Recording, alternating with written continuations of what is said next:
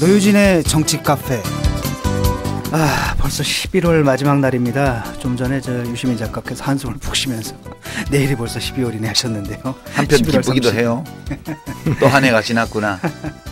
기쁠 나이가 아닌데요, 저희가. 그것 때문이 아니고 저기 청와대에 있는 분 때문에.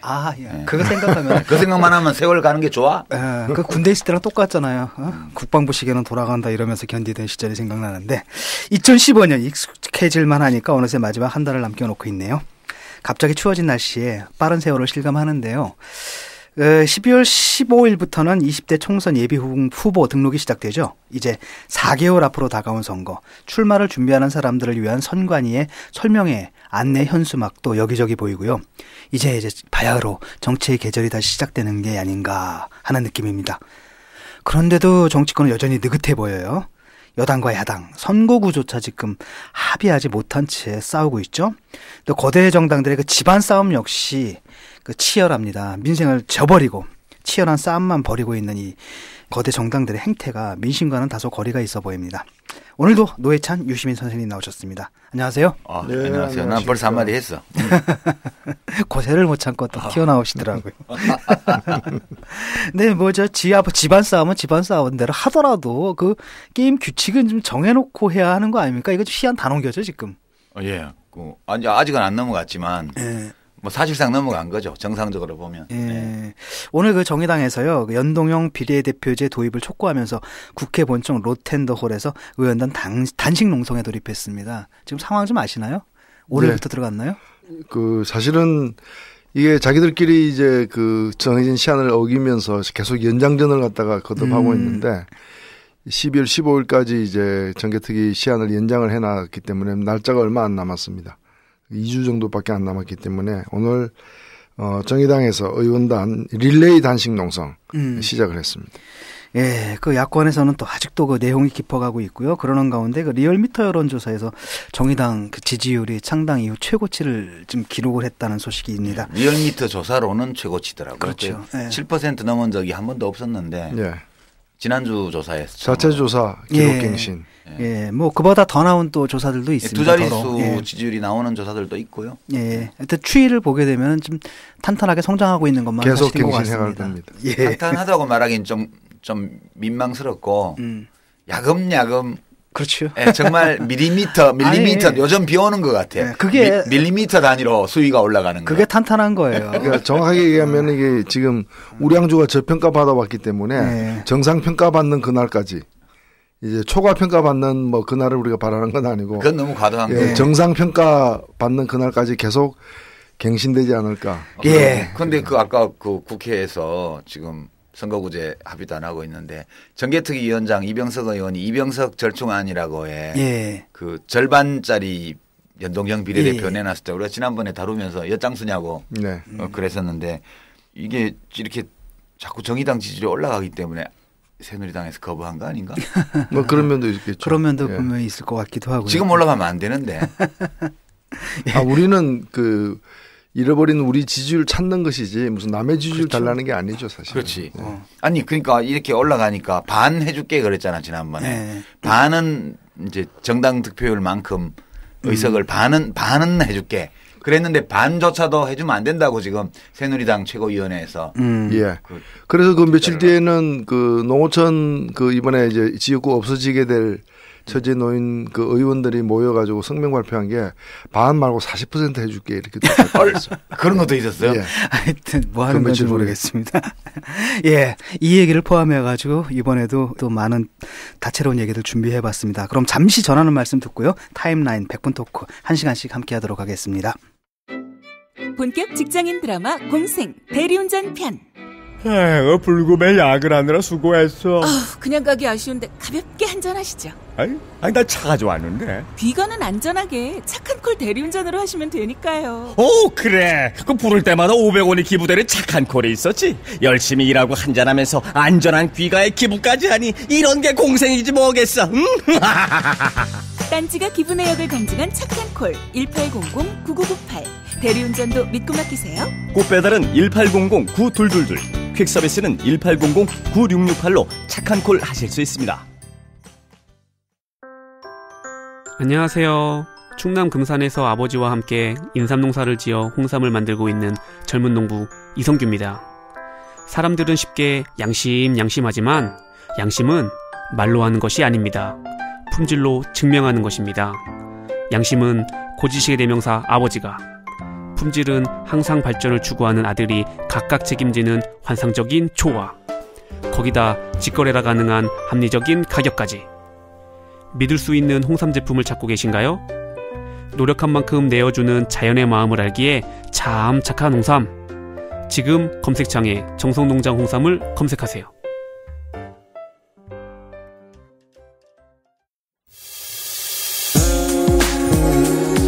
안녕하세요. 과메기가 생각나는 계절이 되었습니다. 비린내 나지 않고 믿을 수 있는 과메기를 드시고 싶으시죠? 딴지일보 기자가 구룡포 현장으로 찾아와 생산에서 포장, 맛까지 검증한 참 좋은 과메기를 권해드리고 싶습니다. 인터넷으로 참 좋은 과메기를 검색해주세요. 정말 맛있습니다.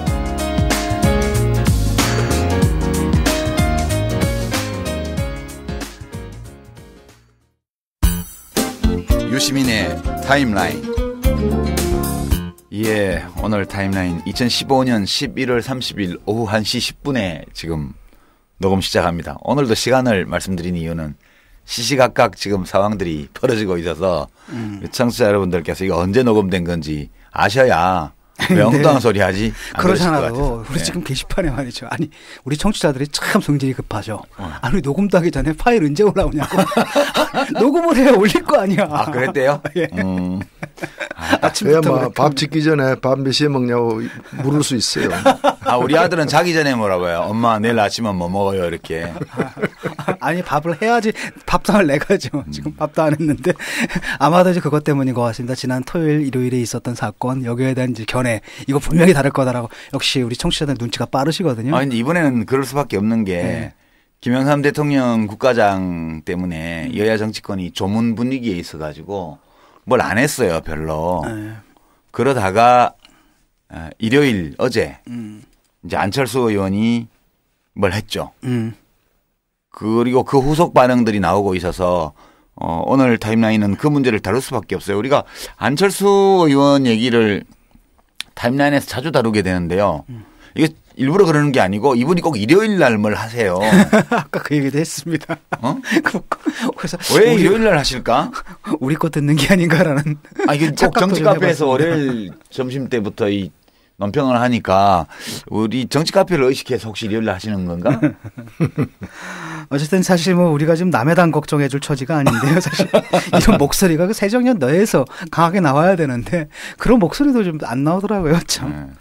오늘 타임라인 제목은 안철수의 도전, 한숨 쉬고요. 야권의 붕괴를 예고하다. 이런 제목으로 준비해봤습니다. 네. 지난번에 우리 웃기는 정치의 무서운 결말이라고 해서 정치 종말론 얘기했는데 아포칼립틱하네요. 이제 그때 예견한 것의 한 단계가 지금 집행되고 있는 거 아닌가 그런 느낌이 좀 들어요. 예언이 하나둘씩 이루어지고 있습니다. 정의당은 빼고 얘기해야 되기 때문에 일부 야권의 붕괴를. 일부 야권의 붕괴. 네. 네. 아니 안 그렇다니까요. 네. 서로 이렇게 정치는 서로 물려있기 때문에 우리가 땅 밑이 꺼지면 위에 아스팔트가 주저앉는 것처럼 아스팔트가 크게 주저앉으면 옆에 건물이 기울어지는 것처럼 모든 게 연관되어 있어서 한 당이 카오스로 들어가면 옆집도 영향을 받게 돼 있어요. 아 영향은 받는데 그것이 꼭 붕괴라고 이렇게 얘기할 수는 없는 거죠. 한번 따져보죠. 네. 예. 우선 11월 29일 일요일에 안철수 의원이 이제 기자회견문을 발표를 했어요. 노 대표님 그 내용 보셨죠? 네, 봤습니다. 간략하게 소개 좀 해주시겠어요? 내용이 많지는 않던데. 내가 할까요? 그래요. 진 교수가 한번 해보시죠. 문재인 물러나라. 내가 대표할게. 아니 그거 아니야. 그거보단 그렇게 노골적이진 않아요. 아니 한 문장으로 요약하면. 이제 뼈를 얘기한 거죠. 그치. 살을 다 발라내니까 이제 그 젖뼈가 남는다. 아니, 접시에 올릴 때는 생선살이랑 다 같이 올려야지. 세상에 뼈만 올려놓으면 어떡해. 예, 살을 붙여주십시오. 살까지 한번 붙여보시죠. 네. 별로 안 붙여주고 싶은데. 예, 문 대표와 또 안철수 의원 자신을 포함한 모두가 참여하는 혁신 전당대회를 개최하자. 또 거기서 혁신 경쟁을 해가지고 새 지도부를 뽑자. 그리고 새 지도부는 천정배 의원 등과 통합을 추진한다. 그리고 무슨 얘기인지 모르겠는데 통합적 국민 저항 체제를 만들어서 이제 총선 승리를 하겠다. 이런 얘기죠. 이런 얘기인데 이 내용에 이제 계속 검토를 하겠습니다만은 문과 안이 포함한 모두가 참여하는 혁신 전당대회 이거 하려면 이제 일단은 문이 물러나야 되잖아요. 그렇죠. 그렇죠. 그러니까 물러나라 해놓고 물러난 뒤에 이 혁신 전당대회에서 나와 같이 겨루자. 이런 얘기가 한번 물러나면 다시 겨루기 힘들어지는데 그렇죠. 그래서 뼈와 살이 확연히 다른 얘기를 하고 있지 않느냐. 이게 그야말로 이거는 그 기자회견문에는 문재인 대표가 물러나라는 말이 한마디도 없어요. 네. 만일에 그거 안 물러나고 할까요?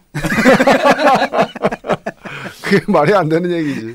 예. 우리 청취자 여러분들이 전문을 안 읽어보셨을 것 같았어요.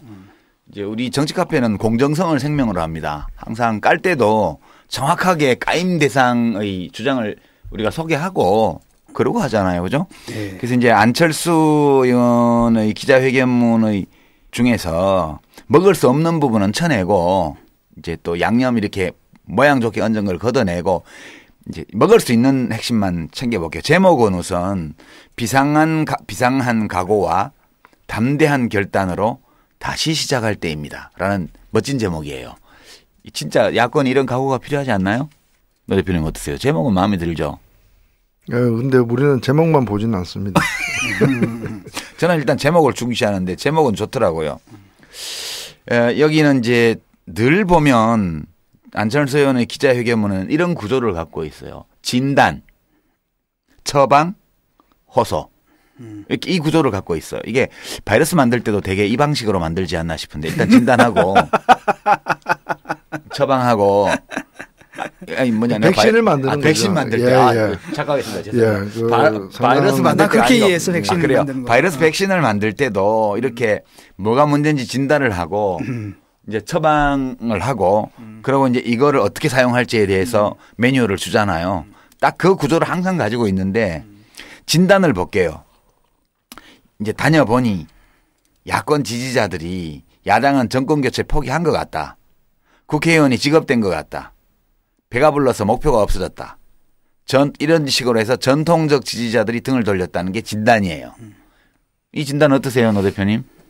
마음에 드세요? 진단 자체는 그거야 마음에 틀리지 않았다고 봅니다. 문제는 아니죠. 뭐냐면 이렇게 된 그 책임이 그렇죠. 진단을 했으면 이거는 이제 증세잖아요. 근데 그 증세의 원인 중에 자기가 포함되어 있다는 의식을 좀 가져야 되는데 그게 없는 것 같아요. 그게 없지는 않죠. 보면 이제 처방을 더 많은 혁신 논쟁과 혁신 경쟁으로 줬어요. 이게 필요하다. 그리고 문재인 대표가 제안한 문안박 임시지도체제, 이게 임시지도체제잖아요. 이걸로는 충분치가 않다. 문안박 임시지도체제를 한다고 그러는 거는 사실 당대표를 사퇴 안 하더라도 이렇게 세 사람이 사실상의 공동선대위원장을 맡는다든가 이런 식으로 해서 당권을 행사하는 걸 말하는 거예요. 이걸로는 충분치가 않다.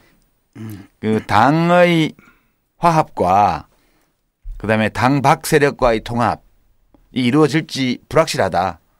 이걸로 지지층을 다시 얻어낼 수 있을지도 확실치 않다. 이렇게 불확실한 거는 감동과 파격을 만들기에는 이 제안으로는 부족하기 때문이다. 이거보다는 더 담대하고 더 근본적인 변화가 있어야 된다 이런 거예요. 이것도 그럴 수 있죠. 일리가 있다는 생각이 들어요. 그래서 두 가지를 제안을 해서 첫 번째가 문재인 안철수를 포함하여 모두가 참여하는 혁신전대를 개최해서 새로운 리더십을 수립함으로써 혁신과 통합의 동력을 창출하자는 거고요. 두 번째는 이렇게 해서 이제 세운 리더십을 중심으로 통합적 국민저항 체제, 따옴표를 쳐놨더라고요. 그 기자회견문에도 작은 따옴표를. 이게 전체의 핵심인 것 같아요. 통합적 국민저항 체제를 구축해야 된다. 이 통합적 국민저항 체제는 어떻게 만들어지냐 하면 새정치연합하고 천정배 신당이 통합하고요. 일단 1단계로. 2단계로는 그렇게 통합한 정당이 새정치연합이 야권 인사 야권 세력도 아니에요. 야권 인사 모두가 참여하는 통합적 국민 저항 체제를 만들자. 이렇게 제안을 한 거예요. 이것도 재밌어요. 야권 세력이 아니고 야권 인사예요. 누구죠? 박주선 뭐 이런 분인데. 아니 지금 앞에 부분에 포함 안 된 게 박준영. 아니 앞에 부분이 이제 새정년과 전정배 신당의 통합 추진이잖아요. 예. 그러니까 다른 세력하고는 통합 추진하기가 조금 그렇죠. 이제 명분이 그렇게 생각하는 것 같아요. 그래서 이제 박주선, 박준영 이런 분은 뺀 것 같은데. 아니 그러면 다른 세력은 다 통합적 국민저항체제 안에 안 들어가면 통합 대상이 아닌 거예요? 아니요. 아니 신당과 통합 추진이라고 본인이 저 당사자 그렇게 얘기를 했잖아요. 예. 그리고 이어서 야권 인사 모두가 참여하는 저항체제 이렇게 얘기했잖아요. 예. 이게 동신문처럼 좀 사이즈가 다르잖아요. 예. 근데 야권 인사잖아. 예. 그러니까 인사니까 몇몇 사람 염두에 두고 있는 게 있는 거야. 그렇죠. 근데 그게 내가 볼 때는 역시 그 말이 맞는 것 같아. 박주선 씨라든지 이런 예. 사람 있잖아요. 그러니까 이제 정의당이나 이런 다른 정당, 녹색당 같은 다른 정당들은 통합적 국민저항체제 안에 안 들어도 된다는 그런 얘기인가? 진위를 알 수는 없지만 표현이 만일 그런 걸 염두에 주요하게 뒀다면 야권 인사 이렇게 표현하진 않았겠죠. 야권 세력이라고 하겠죠. 그리고 이분이 그다음에 모든 야권 세력이지. 그다음에 그 예컨대 선거연대라든지 이런 데 상당히 부정적이에요. 네, 지난번에 그거는 혁신 그러니까 제안에 그 선거연대 안 해야 된다는 걸 안 한다는 걸 명시해야 된다는 그렇기 때문에 여기 안에 그 안에 그러니까 이분은 당 내외의 모든 연대를 거부하고 있죠. 문안박 연대도 거부했고 당 밖의 연대도 이제 거부하고 있고. 예. 하여튼 내용이 그게 핵심 내용이고요. 그리고 이제 맨 마지막에 호소를 붙여놓은 게 이번 총선에서 야당이 또 참패하면 역사의 퇴보를 못 막는다. 국민의 삶은 더 피폐해질 거다. 그런데 새정치연합은 너무 무기력해서 국민의 분노와 절망을 대변하지 못한다. 정권교체는 고사하고 총선 전망조차도 암담하다. 따라서 모든 것을 백지 상태에서 다시 시작한다는 각오와 결단을 해야 된다.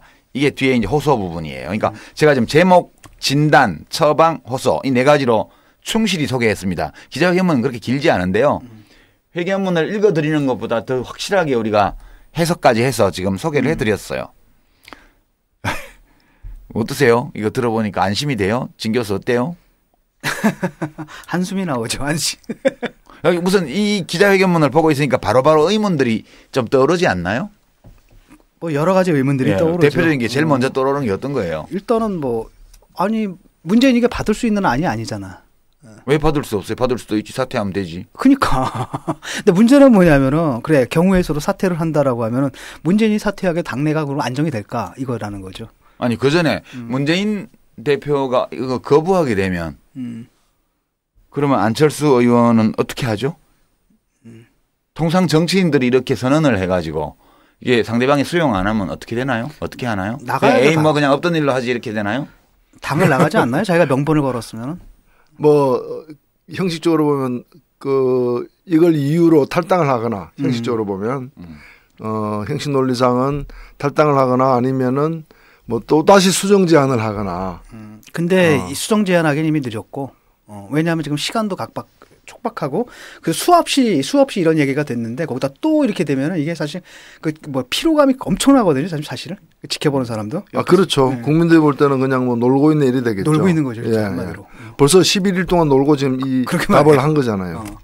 열흘 넘게 지났죠. 그죠? 그렇죠. 물론 이제 뭐 와이스 장례식도 있긴 했지만 여하튼 열 하루가 지났죠. 그럼 문재인 대표가 거부할 경우 안철수 의원이 어떻게 하냐. 이게 지금 초미의 관심사거든요.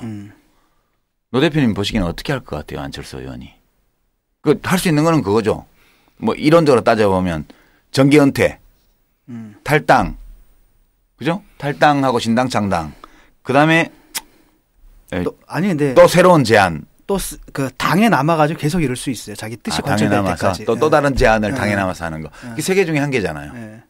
자신이 직접 이렇게 액션을 취하기보다는 뭐 문재인 대표도 일단 오늘 아침에 거부는 했지만 그게 최종적인 것이라기보다는 뭐 거부한 상태에서 나는 어떻게 하겠다라는 또 구체적인 또 다른 어떤 그런 제안이나 아니면은 함께 뭘 하자라는 어떤 뭐 수정 제안이나 뭐 여러 가지가 더 잇따를 수도 있는 거거든요. 예. 난 거부한다 이 말 타고 딱 더 이상 할 말 없다. 뭐 이렇게 되는 건 아니라고 봐요. 그래서 그런 거에 따라서 국면이 좀 이렇게 더 이어질 수는 있다고 봅니다. 근데 사퇴 요구인데 그러니까 일단 문안박 연대라는 거는 권력 분점의 제안이잖아요. 3분의 1씩 권한을 행사하자 이렇게 제안을 했는데 내가 다 먹거나 네가 다 먹거나 이렇게 하자고 해서 제안을 지금 안철수 의원이 대답을 한 거 아니에요. 뭐 본인은 그렇게 설명 안 하고 있지만 아니 내용상 그런 거죠. 내가 맡아서 하든가 당신이 다 맡아서 하든가 둘 중에 하나 하자. 그리고 그거를 누가 할지를 전당대회에서 겨뤄보자 이 제안을 한 건데 이 제안이 성사되는 전제는 문재인 대표가 사퇴하는 거예요. 그러니까 문재인 대표의 사퇴 없이는 이 제안은 아무것도 실현이 안 되니까 그렇죠. 사퇴를 받아들이냐 안 받아들이냐가 안철수 의원의 제안에 대한 문재인 대표의 응답 중에 핵심이 되는 거거든요. 그러기도 하지만 또 달리 보면은 만약에 사퇴하면은 안철수의 제안을 받아들이는 것만 길인가 아닐 수도 있다는 거죠. 어떤 게 있나요? 사퇴하면서 문안 다 아닌 체제를 가자라고 그렇죠. 다른 쪽에서 얘기를 할 가능성이 있거든요. 그건 좀 이따 따져보고요. 우선 안철수 의원 입장에서 이렇게 당신 물러나라. 그러고 전당대회에서 새로 겨루자 얘기를 했는데 안 물러나는데 아무것도 안 하고 있으면 실없는 사람 되잖아요. 실없는 사람 안 되려면 나의 최후 통첩이 사실상 최후 통첩인데 거부되었으므로 나는 이런 액션을 하겠다. 그렇게 가야 되는데 논리적으로 보면 당 안에 계속 머물러 있을 수는 없죠. 근데 이분이 또 솔직히 정치를 계속 할 생각이라면 당을 나갈 수도 없거든. 예, 그리고 뭐 지지율 대선 후보 지지율 30% 될 때도 당 못 만들었는데. 그게 말이야. 지금 5% 가지고 당 만들겠어요? 이럴 수도 있지 않아요? 자신은 진정어린 제안을 했는데 문 대표가 납득할 수 없는 이유로 받아들이지 않았다. 따라서 자기가 볼 때 총선이 매우 우려되나 당이 더 이상 흩어지면 안 되기 때문에 자기는 백의종군에서 총선 승리를 위해서 온몸을 다 바치고 결과를 가지고 국민의 심판을 구하겠다. 나는 이 생각은 못 해봤네. 역시 노 대표님이 정치가 역시 아니 이제 이른바 제가 힌트를 받은 건 뭔가 하면 꽃놀이패잖아요. 이게. 힌트를 받은 게 안철수 의원이 어제 기자회견하면서 아까 소개를 하신 말이 감동과 파격을 만들어내겠다 그랬잖아. 이런 정도 되면 감동과 파격 되지 않아요? 뭐 조금 있긴 하겠지. 예, 그 파격이라고는 보기 이게 상식이긴 한데 상식이긴 한데 하도 이제까지 상황이 안 그래 왔기 때문에 이 순간에 이렇게 하면서 크게 한번 나는 한 사람의 의원으로서 최선을 다하겠다 뭐 이렇게 해서 당의 승리가 최우선이다. 예. 이렇게 나가는 그 가능성도 하나 더 보죠. 들어갈지는 모르겠지만. 이른바 이제 꽃놀이패라는 거죠. 해가지고 문재인이 받아버리면 저는 뭐 가능성이 높다기보다는 그다음 두 번째로는 안 받을 경우에는 나중에 명분을 축적했다가 총선이 패배 이후에 자기가 복귀하겠다. 이거니까 꽃놀이패라는 거죠. 이제. 그럼 그렇게 길게 보고 제안한 거라면 뭐 그건 그럴 수도 있겠네요. 예, 그렇게 보고요. 안철수 의원의 어제 기자회견에 대해서 발빠른 반응들이 몇 개 나왔죠. 좀 눈에 띄는 반응들이 안희정 씨 반응이죠. 역시. 네, 뭐라고 했어요? 안희정 씨가 이거 있을 수 없는 일이다. 쿠데타다라고 얘기를 했죠. 왜냐하면 전당대회에서 뽑은 대표를 몇 사람들이 흔들어가지고 내려오라고 얘기를 하는 거 이건 말이 안 된다. 그렇게 얘기를 했죠. 그 반응에 대해서 어떤 분들은 문안박 연대가 그거였구나. 문재인, 안희정, 박원순 연대였나? 뭐 그런 얘기 농담들이 오가고 그러더라고요. 그리고 또 이 지지하는 반응도 있었지 않아요? 박지원 의원. 박지원이 지지했죠. 아주 확실하고도 적극적인. 박지원하고 역시 박주선이 맨날 그 사람들이에요. 뻔하지 뭐. 그리고 이제 최고위원, 1등 최고위원, 주승용 최고위원이 또. 주승용이요. 확실하게 또 지지를 했고요. 그러니까 박지원하고 주승용하고. 그분들이 평소에 뭐 최근에는 좀 뜸했습니다만 얼마 전까지 주로 주장해왔던 게 1. 문재인 대표 사퇴, 2. 통합전대를 열어가지고 지도부 새로 뽑자였던 것인데 이것이 이제 목소리가 이제 적어지게 된 게 뭔가 하면은 혁신안을 내면서 이걸 갖다가 당원 총투표를 붙여가지고 신임을 묻겠다라고 얘기했잖아요. 그때 다들 말렸잖아요. 그건 그렇게 안 해도 신임해 줄 테니까 하지 마라 이 얘기했잖아요. 그렇기 때문에 그런 과정에서 이른바 통합전대 얘기는 쏙 들어갔었는데 유사한 상품이 다시 나오니까 다시 그분들도 고개를 드는 게 주승용 의원은 꼭 통합전대, 혁신전대를 해야 된다는 건 아니고요. 그냥 개파 보스들이 모여서 지도부를 구성하자 이렇게 또 얘기를 했더라고요. 그러니까 문안박호 뭐 이렇게 하면 되는 거죠. 예. 호남. 빠졌다고 주로 얘기를 했기 때문에 예. 자기들이 호남 맹주라고 그래서 뭐 영남연대라는 얘기까지도 어떤 분들은 했기 때문에 그건 주성용 최고위원이 한 거죠.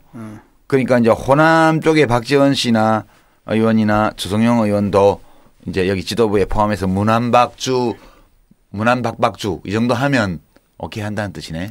그렇게 그렇죠. 예. 어찌 보면 그걸 가장 원하고 있을지도 몰라요. 예, 그럼 이제 이 경우에 이제 문제가 뭐가 되냐면 이른바 혁신안이라는 게 물 건너간다고 보는 게 맞죠. 그 혁신안은 집행을 못하게 되겠죠. 그렇죠. 지금 혁신 논쟁과 혁신 경쟁이 필요하다 그랬잖아요. 혁신 추진이 필요한 게 아니라 논쟁과 경쟁. 계속 논쟁하고 경쟁하자 이거예요. 혁신 추진은 반대한다는 뜻인 것 같은데. 아이 설마. 네.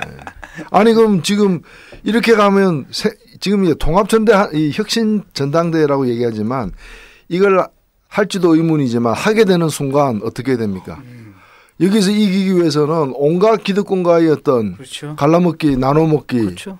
예. 일을 해야만 가능. 그렇죠. 이게 이제 당연하지. 왜냐하면 이렇게 되면 나 당대표 되면 너 공천 줄게 이래가지고 아니 왜냐하면 줄 쫙 서는 그러니까 거죠. 안철수 씨 같은 경우에는 혁신이 안녕 당내 저기가 없어요. 토대가 없거든요. 예. 그래서 지금 호남 쪽이 기대는 거잖아요. 근데 이 사람들 지지를 받으려면 뭔가 줘야 될 거 아니야. 그 뻔한 건 공천권이고 그렇게 되면 혁신이라는 건 물 건너가는 거라고. 네. 자, 그 천정배 의원 쪽에서도 반응이 나왔어요. 그래요? 혁신 전대를 하고 나서 예. 천정배 신당과 우선 통합한 다음에 당 밖의 여러 인사들과 이제 국민적 통합적 국민 저항 체제를 만들자 이게 제안이잖아요. 근데 나 관심 없어 그렇게. 그것도 왜 그래? 그렇게 예, 그 통합하는 거에 관심 없다고 얘기가 일단 나왔습니다. 이건 뭐 어떻게 되는 거예요? 그건 뭐 자기들 사정이죠. 아니 우리가 뭐 흔히 보는 풍경이죠. 몸값을 예, 올리는 그렇죠. 값이 올라가는 국면이라고 판단한 거죠. 예. 자, 이게 비즈니스입니다. 예, 지금부터 비즈니스 국면에 들어가는 거예요. 이 기자회견과 관련해서 또 하나의 의문이 그 전에 그 박경철 씨나 또는 그 무슨 주식 투자로 유명한 분이에요. 그죠? 그분 시골 의사 또는 금태섭 검사 출신 변호사예요. 금태섭 씨나 송호창 의원이나 이런 분들이 이제 이 안철수 의원의 측근으로부터 알려져 있잖아요. 그래서 금태섭 변호사가 책을 써서 지난 대선 때 후보 사퇴 과정에서 있었던 여러 일들이나 이런 거에 대해서 뭐 비선 조직을 했다고 또 자기들끼리 서로 비난하는 내용도 있고 그랬어요. 근데 이제 그런 분들은 좀 과거에 안철수 의원의 의사결정과 관련해서 영향력을 미쳤던 사람으로 알려져 있는데 요즘 와서 안철수 의원은 도대체 누구하고 상의를 하면서 이런 걸 할까? 뭐 이야기 나오는 게 없는 것 같아요, 묘하게. 이분이 얼마 전에 그 정치를 알았다 그랬잖아요, 이제. 이제 좀 알 것 같다 그렇게 얘기했죠. 그러니까 정치권에 있는 인사겠지. 네. 떠오르는 사람이 있죠. 아 예. 누구라고는 말 않겠지만 한 길을 쭉 가온 사람은 있어요. 예. 그런 거 아닐까? 우리가 안철수 씨가 착한 사람인데 정치를 잘 모르는 상태에서 들어오자마자 친구를 좀 잘못 사귄 거 아닐까 그런 걱정을 좀 했더랬는데 전에 방송을 하면서 그 친구들하고 계속 어울리는 것 같은데 안 그래요? 좀. 그 뭐 얘기한다 해서 뭐 애들이 그렇잖아요. 그때 보면 뭐 그런 걸 뭐 지적한다 그래서 친구하고 헤어지고 안 그러잖아요, 보통. 애가 아니잖아요. 예? 아니 그러니까 애들도 그런데 뭐 정치를 처음 배운 분이니까 이제 그런 말을 하고 있는 상황에서 이게 참 좀 의문이에요, 그죠? 이 안철수 의원의 주장을 보면 형식은 굉장히 바이러스 백신 만들 때의 문제 해결 방식을 닮았는데 실제 그 논리를 뜯어보면 이게 참 모호한 것 같아요. 메시지가. 이런 모호함이 어디에서 비롯되었을까? 모호하진 않은데 나는. 아 그래요?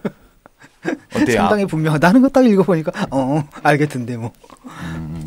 아니 그거야 뭐 텍스트 자체야 그런데 우리가 보통 누가 어떤 행동을 하고 나오면 저 사람이 밖으로 내세우는 목표가 실현되었을 때 할 행동. 야, 모호하다라는 게 좀 다른 의미예요. 나는 뭘 하려고 하는 건지를 모르겠어.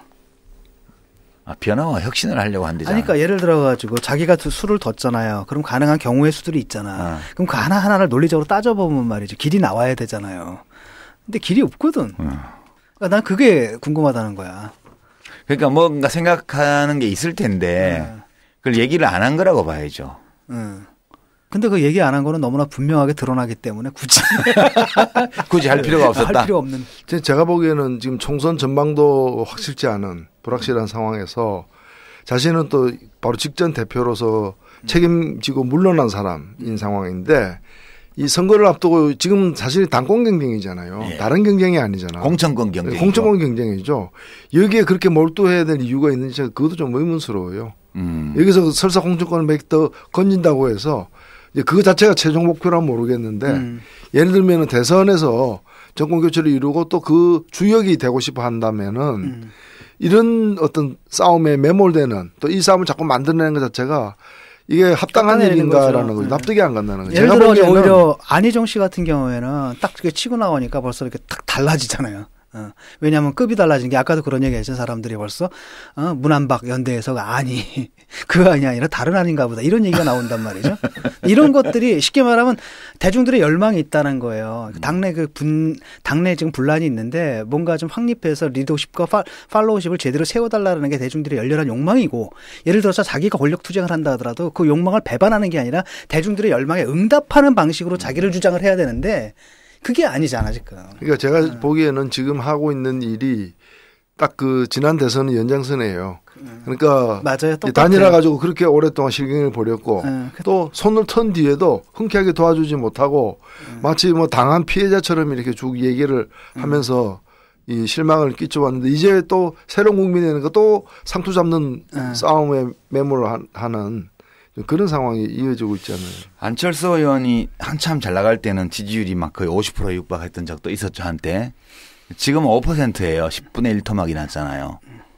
이건 내가 겪어봐서 좀 아는데 나는 물론 안철수 의원처럼 높이는 못 올라가 보고 제일 많이 갔을 때가 한 이제 대선 후보 지지율 15% 정도 가봤다가 5%쯤 나올 때 리얼미터 여택수 대표한테 전화해가지고 저 좀 빼달라고 부탁했었거든요 그때.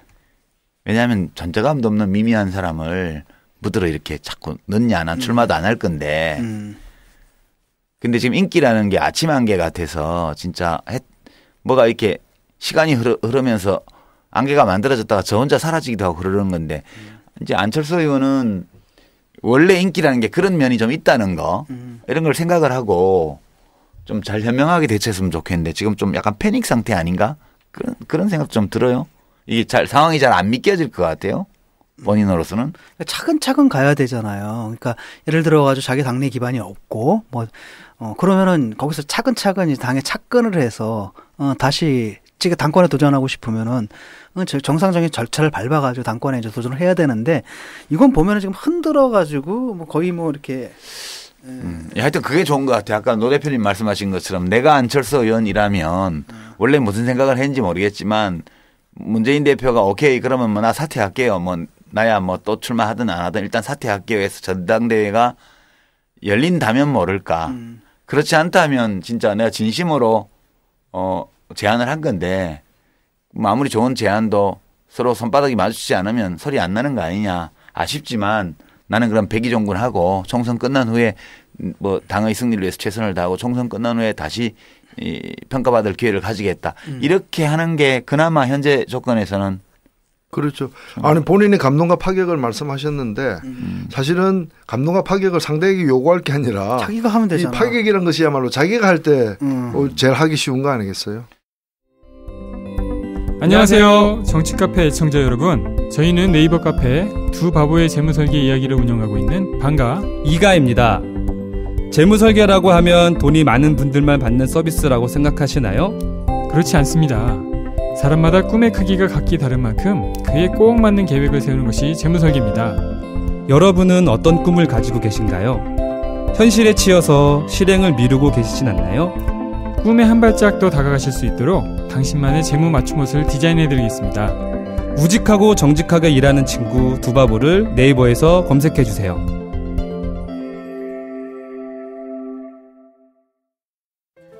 대한민국은 왜 되찾고 싶었던 나라에서 떠나고 싶은 나라가 된 것일까?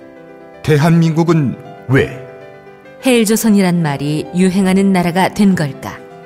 대한민국은 왜 국정교과서 체제로 퇴행하고 있는 것일까?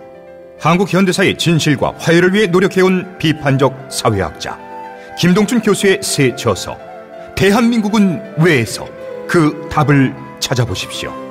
국정교과서에는 나오지 않는 진짜 한국 현대사, 대한민국은 왜? 사계절 출판사. 자, 이제 안철수 의원에 대해서는 우리가 이리저리 들여다봤습니다. 뭐 짐작 가는 바도 있고 도저히 납득이 안 되는 대목들도 있고 그렇습니다만 이 정도 보고요. 이제 문제는 문재인 대표인데 오늘 일단 아침 최고위원회에서 완곡한 거부 의사를 밝혔다고 봐야죠. 그 발언 내용 보셨어요? 네. 뭐라고 했습니까? 기득권 그 진정성 이제 혁신을 갖다가 하고자 출발을 했는데 그 혁신 방안 마련하고 다 하지도 않은 상태에서 다른 길로 가게 될 때는 그거는 이제 국민들이 바라는 진정 혁신이 아니지 않느냐 뭐 그렇게 들었습니다. 안철수 씨를 향해서도 슬쩍 한마디 한 것 같아요.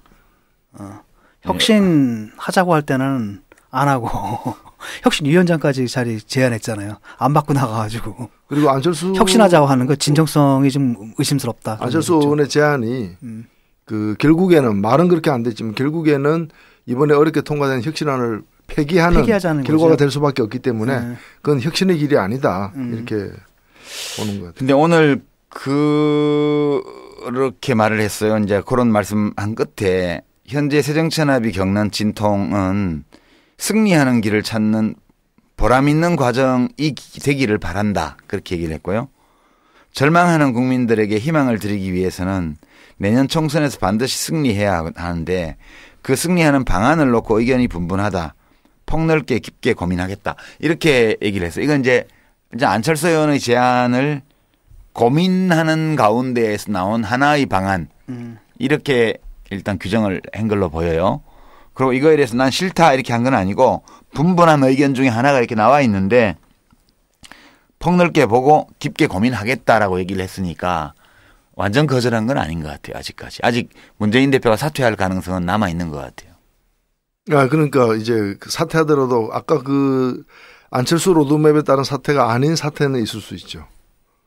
그러니까 사퇴해가지고 그 혁신 당대에서 뭐 함께 겨루는 또는 거기서 본인은 빠지고 뭐 누가 겨루든 말든 이렇게 그런 길만 있는 게 아니라 그게 일종의 안철수 로드맵이라고 한다면은 예를 들면은 이제 사퇴 안 할 수도 있고요. 일단은 뭔가면 사퇴를 하지 않고 모든 그 권한 조기 선대위 체제로 해가지고 그러니까 사퇴하면 지도부를 또 뽑아야 되니까 이제 그 지도부 또 뽑는 일을 하지 않는 대신에 이제 어떤 권력을 독점하려고 한다라는 기득권을 누리려고 그런다라는 또는 공천권 행사를 하려고 한다는 그 부분을 갖다가 보다 좀 중립적이고 공정한 기구에 맡기는 식으로 조기 뭐 통합선대위식으로 출범할 수도 있는 거거든요. 예. 있는 거고 그다음에 뭐 사퇴하면서 이 비대위를 갖다가 어떻게 그 이제 혁신안을 지난번에 통과된 혁신안을 갖다가 추진한다는 전제하의 비대위 이를 꾸릴 수도 있는 거죠. 제3의 방안이 될 수도 있죠.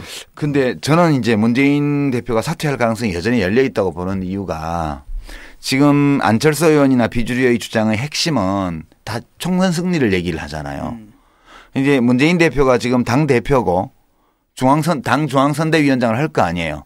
이제 문한박 3인 공동선대위를 하든 아니면 박 시장은 단체장이라서 그걸 못한다는 문제 시비가 걸리니까 박 시장의 대리인을 이제 공동선대위원장으로 하든 문한박 체제라는 거는 기본적으로 선대위를 세 사람의 권력 분점으로 끌어간다는 뜻이에요. 공천도 서로 합의해서 하고 그런 의미인데 그거를 안철수 의원이 거부를 한 건데 이 조건에서 비주류의 주장은 문재인 대표가 당의 얼굴이 되어서 총선을 치르면 필패라 이렇게 계속 주장을 하고 있어서 문재인 대표가 내가 무슨 권력 누리려고 하는 것도 아닌데 그럼 나 물러날게 라고 사퇴하는 경우가 있을 수 있다는 거예요. 지금도 제 생각에는. 오늘 아침 최고위원회에서 발언한 것은 결정을 유보한 발언으로 보여요. 제가 보기에는 어떤 판단을 유보한 좀 더 며칠 시간을 두고 보자. 근데 시간을 두고 봐서 이게 당이 진정이 한다고 계속 당이 표류해 갈 것 같으면 사퇴할 가능성도 있다고 저는 보는 거고요. 문재인 대표가 사퇴할 경우에 그야말로 카오스로 가는 헬게이트가 열리는 거예요. 야권으로서는. 그치? 붕괴로 가는 붕괴의 나락으로 굴러떨어지는 지하실 문이 열릴 가능성이 많다고 봐요. 이게 뭐 문재인 대표가 뭐 훌륭하다든가 뭐 이분이 있어야 선거를 잘할 수 있다든가 이런 의미가 아니고 이 사람의 능력이 있건 없건 이 사람이 사퇴하는 것이 뭐 합리적이든 아니든 상관없이 문재인 대표가 사퇴하는 그 자체로서 헬게이트가 열릴 가능성이 굉장히 크다는 거예요. 왜냐하면 만약 안철수 의원의 요구대로 문재인 대표가 사퇴할 경우에 그러면 전당대회를 열 수 있는가? 전당대회가 열릴 거냐라는 의문이 있죠. 전당대회가 안 열리고 그냥 비대위를 만들어서 그 비대위가 주체가 되어서 선대위 띄우고 그냥 가버릴 수도 있는 거거든요. 당대표는 어디서 뽑아요 그럼? 안 뽑죠. 선거 끝날 때까지. 아 그래요? 예. 그럴 수도 있는 거죠. 안 뽑죠. 5개월밖에 안 남았는데. 아니고 대표 없는. 대표 없이 비대위 체제로도 선거 치를 수 있어요. 옛날에 박근혜 새누리당도 박근혜 비대위원장에서 총선 다 치렀잖아요. 근데 그때는 당대표 있지 않았나? 사실상 당대표 이상의 사람 예. 리더십이 있기 때문에 가능했던 일인데 지금 그러니까 이제 물러난다는 걸 갖다가 꼭 이제 물러나는 것도 한 360가지 종류의 물러남이 있을 수 있는 거죠. 예. 다양한 이제 옵션이 붙은 물러남이 있는 거기 때문에 물러나는 걸 절대시하고 나머지 상황을 볼 문제는 아니라고 봐요. 그리고 그 문 대표 측에서도 제가 볼 때는 뭐 잘 모르지만 뭐 개인의 이제까지 그 품성으로 볼 때 한 49% 정도는 뭐 이럴 바에 차라리 물러나고 싶다라는 생각도 가득 차 있을 것 같아요. 지금 상황이라면. 제가 들은 소문으로는 문재인 대표가 나를 좀 관리해 주라 그랬다는 거 아니에요? 무슨 뜻이에요 그게? 그러니까 자기 뭐 격정대로 이렇게 할 수도 있다는 거죠. 네. 그렇기 때문에 그러니까 자기 마음은 진짜 여기까지 올라와 있는데 그럼에도 불구하고 그 이걸 갖다가 그럼 바로 안 물러나지 않는 건 어떤 욕심 뭐 사람이니까 욕심도 있을 수 있겠지만 저는 그보다는 상황에 대한 책임의식 같은 게 있을 거 아니에요. 네, 책임감이 있어야죠. 여러분 나는 물러나더라도 혁신은 돼야 된다거나 그렇죠. 이런 그 신념과 소신은 있는 것이기 때문에 그런 것들이 어느 정도 보장될 수 있는 길이 있는지를 찾아보는 며칠이 되지 않을까. 그러니까 저는 이게 지금 굉장히 위태로운 상황이라고 보는데요. 문재인 대표가 나를 좀 관리해 주라라고 얘기를 한 거는 자기의 마음이 향하는 방향이 뭐가 있는데 그것들을 때로 합리적으로 생각해서 자기가 제어를 못할 위험성이 있기 때문에 관리를 해달라고 한 거죠. 그러니까 이제 어떤 심리적 상태하고 책임의식하고 사이에 충돌이 굉장히 많이 일어나는 그런 상황에 있는 것 같아요. 그래서 저는 이게 이 가능성이 여전히 남아있다고 보는 거예요. 그런데 이제 문재인 대표가 사퇴하더라도 지금 노 대표님 말씀대로 그 사퇴의 양상이나 사퇴 이후에 각 정파의 반응이 여러 가지로 나올 수가 있기 때문에 이 안철수 의원 말처럼 말을 받아서 문재인 대표가 사퇴해버릴 경우에도 당내 세력들이 그래 통합전대를 하자 이렇게 혁신전대를 하자 이렇게 하는 게 아니고 뭐 문재인은 물러났으니까 됐고 이제 전대는 시간도 없고 이렇게 그렇게 되면 막 당내 갈등이 증폭되니까 취지는 알겠지만 전대는 못하겠다. 그렇게 해서 개파 보스들을 집합시켜서 소위 비대위 만들고 그 비대위를에다가 그 선대위라는 껍질을 딱 씌워서 그냥 총선 공천이고 뭐고 그냥 가고 혁신하는 다 표를 시키고 이 가능성이 제일 크다는 거예요. 제가 볼 때는. 그래서 저는 문 대표가 사퇴하더라도 안 체제로 가지 않을 가능성이 더 높다고 보는 거예요. 왜냐하면은 그렇죠. 문 대표가 사퇴하는 순간 지금 안과 연대하고 있는 이 비주류들은 안과 비안으로 또 나눠질 거예요. 왜냐하면 네. 지금까지 안에게 다 그걸 주지는 않을 거예요. 그렇죠. 왜냐하면 지금까지 저 사람들이 안을 필요로 했던 건 문제는 뭐냐면 자기들은 내세울 얼굴이 없었거든요. 그다음에 또 왜 안은 뭐가 없었냐면은 그 토대가 없었던 거 아니에요. 그래서 공생관계인데 이제 문 대표가 딱 사라지게 되면 그때부터 또 이해 갈등이 시작되는 거죠. 그러니까 저들의 입장에서는 굳이 이제 안이 필요 없는 거고 필요하다 하더라도 얼굴 마담 정도 그 정도죠. 그럴 뿐만 아니라 전대가 열린다 하더라도 문재인 대표가 다시 출마할 가능성은 없을 것 같아요. 못하죠. 그건. 왜냐하면 지난번 전대에서 자기가 선출이 됐는데 그때는 박지원 의원하고 경쟁해서 선출이 됐단 말이에요. 그러고 나서 이제 계속 사퇴 요구에 시달리다가 그것도 박지원 씨 의원을 중심으로 한 비주류한테 그러다 사퇴를 했는데 이번에는 또 대표 선수로 안철수 씨가 나와서 거기 또 경쟁해서 당대표 하겠다고 하면 저 사람 당대표 병 들었나? 병 걸렸나? 당대표 병? 이런 소리 나올 거예요 아마. 아니 그리고 사퇴한 다음에 다시 출마한다는 것 자체가 웃기는 거라고. 그렇죠. 그게 이제는 논리적으로 안 맞는 것이고 또 하나는 뭔가면은 그러니까 안철수가 논리적으로 안 맞는 또 하나는 만약 그렇게 그 과정을 감수하고 출마할 경우에는 완전히 이 아주 강력한 반문 전선이 형성되면서 실제로도 이기기도 힘들고 상처투성이가 될 가능성이 높죠.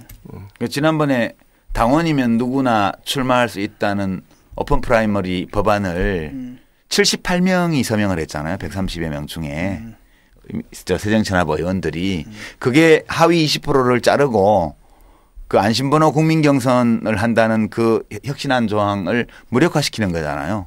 그래서 만약 이렇게 되면 자기의 공천을 걱정하는 현역 의원들이 그 문재인 후보가 또 출마한다 하더라도 강력한 반대 진영으로 결속할 거기 때문에 당이 아주 쑥대밭이 될 거라고 봐요. 총선 제대로 정상적으로 치르기 어려워지지 않나? 예. 아니 문 대표의 사퇴는 하위 20%의 절대적 환영을 받을 겁니다. 하위 20%가 될지도 모른다는 걱정이 있는 모든 세력들의. 네. 아마 그 사람들은 이제 일단은 뭐 자기 의원직이죠. 그게 가장 중요한 이슈. 그 다음에 무슨 뭐 정권 교체라든지 이런 건 세컨드란 말이죠. 그게 왜냐하면 사실 일정 문제도 그런데요. 지금 정기국회 진행 중이잖아요. 예산안도 아직 처리 안 됐고 보수법안도 지금 걸려 있고 한중 FTA 비롯해서 각종 쟁점 법안들 널려 있고 선거구제 협상도 지금 진행 중이고요. 그렇게 돼 있는 와중에서 당 지도부가 붕괴하고 나면 원내에서의 협상은 이종걸 원내대표 손에 다 들어가는 거고요. 그렇게 하고 1월 달에 전당대회, 1월, 2월에 전당대회를 한다고 할 때 제대로 된 공천을 할 수 있냐는 거예요. 이렇게 보면은 그 1월 전당대회 개최라는 것은 4월 총선 일정을 고려해 볼 때 물리적으로 사실상 불가능한 주장에 가까운 거 아닌가 이런 지적도 있어요. 어떠세요, 노 대표님?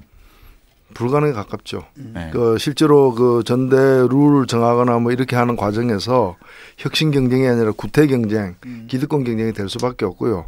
그 다음에 그 이제 그 서로 이렇게 승리하기 위한 이제 판을 짜는 과정이 그 어떤 밀실 거래의 현장이 될 수밖에 없고 결국에는 근데 그럼에도 불구하고 이걸 억지로 1, 2월 달에 하려고 하면 또 그만큼 무리수가 막 따르기 때문에 그건 뭐 그 스스로 묘를 파는 거죠.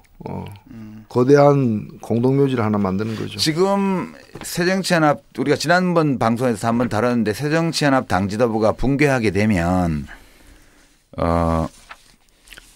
이제 우선 좁게는 새정치연합 자체가 11차례의 발표했던 혁신안의 집행 이게 거의 불가능해진다고 봐야겠죠. 첫 번째로는 물 건너가는 거죠. 뭐. 예, 두 번째로는 그 새누리당하고 지금 진행하고 있는 선거법 협상이요. 이것도 거의 새누리당 안대로 그냥 비례대표 한 15개 줄이는 쪽으로 갈 가능성이 커지지 않나요? 어떠세요, 노 대표님 보시기에? 그게 새누리당만의 안이 아니라 새정치연합의 그 기득권론자들의 아니기도 해요. 예. 그 모든 걸 다 살리는 것은. 예. 그러면서 비례를 줄이는 것은. 또 현역 의원들은 대체로 다 비례로 나갈 사람들이 아니니까. 그렇죠. 비례 뭐 자기하고 무관한 일이기 때문에 이 지역구 기득권을 지키는데 비례 줄이는 희생을 얼마든지 감수하려고 그러는 거죠. 지금 문재인 대표가 김무성 대표하고 협의하면서 지난번에 이병석 정개특위위원장의 절충안 그거에다가 국회 선진화법을 새누리당이 요구하는 쪽으로 좀 손보는 것까지 다 얹어서 문재인 대표가 오케이 했는데 김무성 대표가 최고위원회 가져가서 새누리당에서 비토했다는 거 아닙니까 지금? 청와대 오더라고 그러죠. 예, 청와대에서 안 된다고 그랬다 그러고 이제 그 조건에서 지금 문재인 지도부가 붕괴하고 나면 이 선거구제 협상의 결론이 어떻게 될지는 자명하다고 봐야죠. 예, 이거는. 그렇죠. 예. 기득권을 최대한 지키는 선에서 마무리되겠죠. 자, 그 문제가 생기고요. 그 다음에 이제 야권의 단일 대우 총선에서 그것도 불가능해지죠. 그럼 그렇게 되면 문재인 대표가 사퇴한 조건에서 총선의 열구를 누가 하는 거예요? 새정치연합에서? 안철수. 상상이 되는 분이 계세요? 박지원. 그러니까 진짜 복면 쓰고 나올지도 모른다. 조경태. 진짜 복면이라도 씌워야지 뭐 선거 복면 치러지. 쓰고 선거 치러야겠다 진짜. 뭐 다시 김한길 씨가 나오든가요. 뭐 아니면 천정배 씨를 당 대표로 영입하든가. 아휴. 아니 근데 뭐 그 만일에 저기 전당대회를 한다면은 어제 기자회견으로는 안 의원이 뭐 나가겠다고 한 거 아니에요. 그러니까요. 안철수겠죠. 자, 그렇게 되면 안철수 의원은 지난번 혁신 제안을 할 때 선거를 앞둔 야권 연대에 반대한다는 의사를 명확하게 했잖아요. 그러니까요. 그러면 이제 야권은 그냥 각계약진으로 선거를 치러야 된다는 결론인데 뭐 이러면 좋은가? 누가 웃지? 이렇게 이 상황에서 누가 웃어요? 노 대표님? 글쎄요. 뭐 새누리는 웃겠죠. 새누리가 웃는 정도가 아니라 박근혜 대통령이랑 김무성 대표는 만세 부르죠. 완전히 이거는. 그럼 울겠네요. 웃다가 울겠네. 너무 좋아서 울 것 같아. 세상에 이런 꿈 같은 일이. 이제 그런 문제들이 지금 걸려 있어서 이게 이제 저는 카오스라고 보는 거예요. 카오스요. 야권이 뭐 당이 없어지거나 그런 건 아니지만 정치적으로 야권의 대우가 안팎으로 완전 붕괴하는 양상으로 제1야당의 리더십 붕괴로 인해 가지고 이렇게 되면 총선은 하나만 하고 사실상 새누리당이 개헌선을 둘러싼 전투가 벌어질 가능성이 높아지는 거죠. 200석이요. 예. 차지하죠. 왜냐하면 수도권에서 전멸일 텐데 뭐. 예. 그러니까 지난번 방송에서 우리가 정치 종말론이라고 하면서 우리끼리도 좀 설마 그렇게 해야 되겠느냐라고 했던 시나리오가 현실화될 가능성이 좀 생겼다는 거예요. 저는 이 점이 좀 걱정이 돼요. 사실 뭐 우리 집 살림은 아닌데. 사실 뭐 최악의 경우를 상정을 한 거긴 한 건데 이 최악의 경우다라는 게 사실은 확률이 굉장히 낮은 거잖아요. 상률이 낮은 건데 모든 현상이 그리로 향하고 있다는 거예요. 그렇죠. 지금 이건데 이 경우에는 사실 확률이 굉장히 높단 말이에요. 그게 문제라는 거죠 지금. 그러면 이제 안철수 의원이 기자회견문에서 얘기했던 그 호소, 그 뭐 역사가 과거로 회귀하는 걸 막아야 되고 국민들의 삶이 고통에 처하는 걸 구해내야 된다는 그런 좋은 취지로 이 제안을 했는데, 그거는 이 제안의 이 현실에서 처리하는 양상은 순진한 제안의 참혹한 결말. 제안도 순진했다고 보지는 않아요. 왜냐하면은 아까 뭐 얘기한 거 다 미사 여구고요. 솔직히 말하면 까놓고 얘기하면 그거잖아요. 그냥 물러나라 내가 할게 이거잖아. 거기다가 뭐 앉아가 총선 승리 이런 거 갖다 붙인 거고, 내가 보면은 아니 자기가 안을 냈으면은 경우의 수가 있잖아. 우리가 지금 따져봤잖아요. 몇 개의 경우 수가 있는데 어느 쪽으로 가든 간에 답이 안 나와요. 네, 어느 쪽을 가도 답이 없어요. 그러니까 답이 없는데 왜 그런 제안을 하는지 난 모르겠다는 거지. 기승전 새나라 앞선, 새누리 앞선, 기승전 새누리 앞선 다 그렇게 가게 돼요. 쉽게 말하면은 자기가 얘기를 했는데 마지막에 결론이 그거라며 총선 승리라며 이걸로 나오질 않아요 답이. 이 사람 안으로 하면은 어떤 경우의 수를 갖다 가본다 하더라도 모든 알고리즘에 넣고 다 돌려봐도 이게 논리의 비약이라고. 이게 그냥 덮쳐져 있는 거거든. 그럼 하나는 뭐냐면은 내가 의심하는 건 그거라는 거죠. 이건 총선하고 전혀 상관없는 문제다라는 거지. 하여튼 묘합니다. 자, 여기까지가 이제 다시 정치 종말론 분위기를 막 북돋운 분석입니다. 그러니까 많은 분들이 걱정하고 있는 거죠. 지금 이런 식으로 계속 가가지고 문제가 아무것도 해결되지 않고 계속해서 더 점점 수렁에 빠지는 듯하게 보여지잖아요. 안철수 의원이 우리 방송에 한번 나오면 어떨까? 정치 카페. 안 나와요. 와서 이런 얘기 한번 하는 거예요. 대화 10분이면 와서 아까 그 얘기 하면 되죠. 감동과 파격의 얘기를 갖다가 여기서 그렇죠. 여기서 하면 대박이죠. 그렇죠. 완전히. 사실은 그런 거잖아요. 그러니까 왜 여론조사에서도 문한방 연대에 대한 지지가 굉장히 높게 나왔잖아요. 가장 막 크게 나왔는데 그건 뭘 의미하냐? 국민들이 사실 문한방 연대에서 뭐 대단한 기대를 갖고 있는 게 아니라고. 이렇게라도 수습해서 해봐라. 그러니까 그 필요 조건이라는 거야. 그 필요 조건이 만들어진 다음에 그다음 총선 승리를 위한 또 다른 충분 조건을 갖추라는 건데 지금은 이 필요 조건 자체를 이제 무너뜨리는 거죠. 자, 이 와중에 오늘 이제 원내 제3당이자 제2야당인 정의당은 좀 기쁘다고 말할 수 있나 너무 좀 소박하긴 하지만 여하튼 좋은 일들이 좀 있는 것 같아요. 정상화의 과정을 밟고 있는. 아니 뭐 의원단이 오늘부터 단식 농성 릴레이 들어가는 건 슬픈 소식인데 바꾸는 건 좋은 일이 아니잖아요. 근데 당원 수가 최근에 굉장히 빠른 속도로 늘고 있다 그래요? 지난주 금요일 날 2만 명을 돌파했죠. 한 달에 1,000명씩 는다 그러는데 아마 당원은 유일한 당 아니겠어요? 지금 물론 지금 다른 당에서는 그 한 장에 3만 원씩 주고 입당호서 받는다 그래요. 그 당내 경선 때문에. 그러면서 이제 또 6개월치 당비도 이렇게 대신 내주겠다. 우리는 한 달에 10,000원씩 내면서 들어오는 분들 아니에요? 그렇죠. 분들이? 여기는 이제 돈 내면서 들어오는 분들이죠. 근데 왜 갑자기 막 요 몇 달 전부터 한 달에 1,000명씩 계속 늘었다고 그러던데요? 지난 6월부터.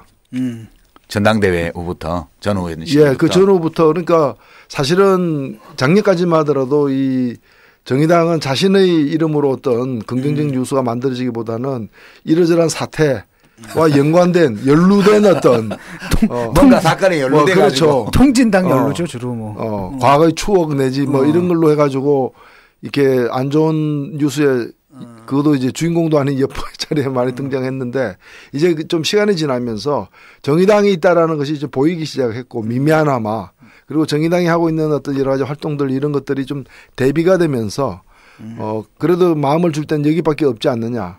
또 이게 또 한편으로는 선거가 가까워져 오는 그러면서 정치에 대한 관심이 높아지는 그런 것하고도 연관이 있는 것 같아요. 정치 관심 높아지는데 다른 당들은 안 올라가는데 왜?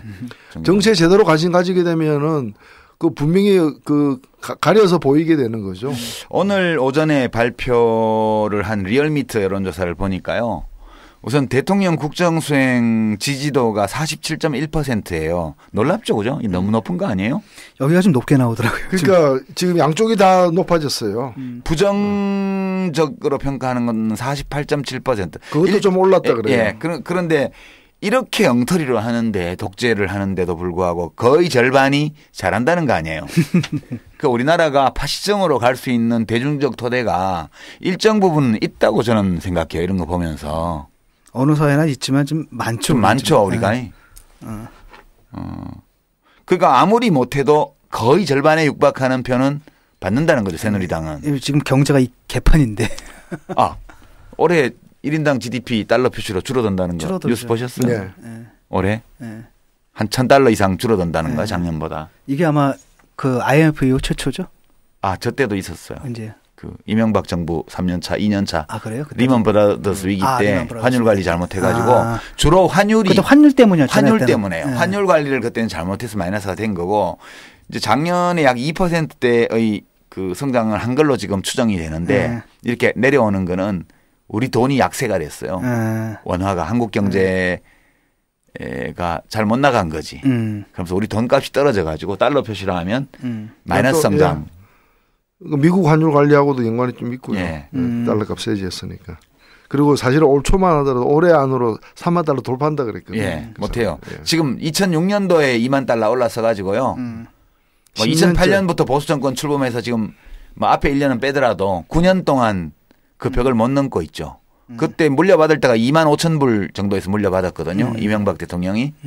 근데 뭐 자기 4만 달러 임기 중에 만든다고 했는데 택도 없고 그리고 뭐 주가지수 5천 만든다고 해놓고 주가지수 아직도 2천 밑에서 헤매고 있고 지금 그런 상황이에요. 그런데도 지금 반반이잖아요. 국민 갈라치기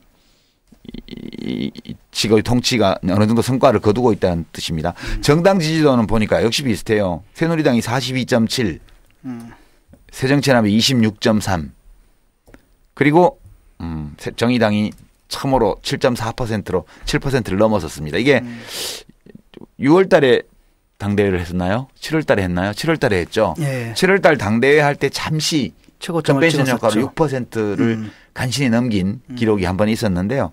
그 뒤에 이제 안정적으로 5%대에 나오다가 이제 지난주에 통합 효과도 있고 뭐 다른 새정년의 혼돈에 따른 반사 효과도 좀 있다고 분석은 그렇게 나오더라고요. 그러나 어쨌든 굉장히 차분하게 지지율이 올라가고 있는 양상 확인이 되었고요.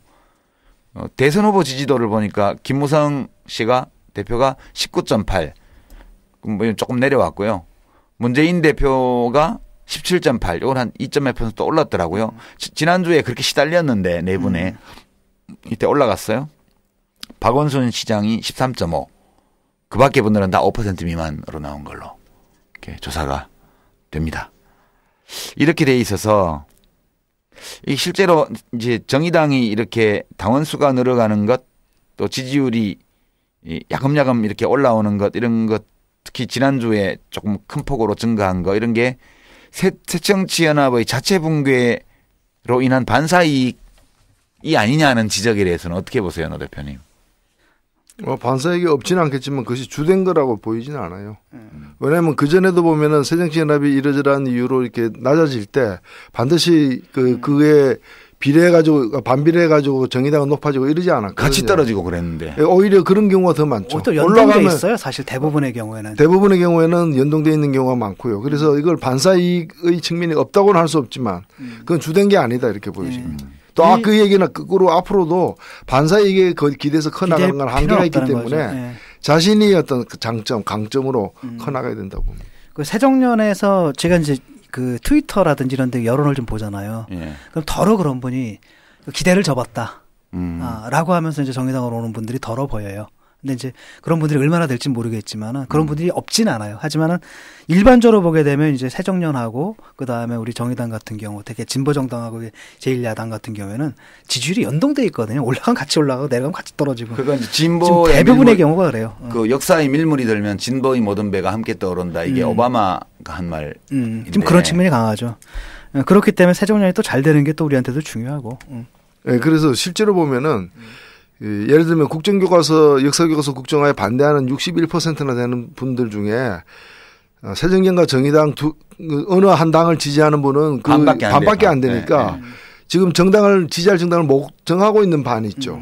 그러나 역사교과서 국정화는 반대하는 그런 어떤 성향의 분들 중에서 이제 어떤 마음을 두는 정당을 찾아내게끔 하는 이제 그걸 또 정의당에 많이 노력을 하는 게 중요하다고. 근데 좀 엉뚱한 질문을 드리고 싶은데요, 두 분께. 반사 이익 얻는 게 나쁜 거예요?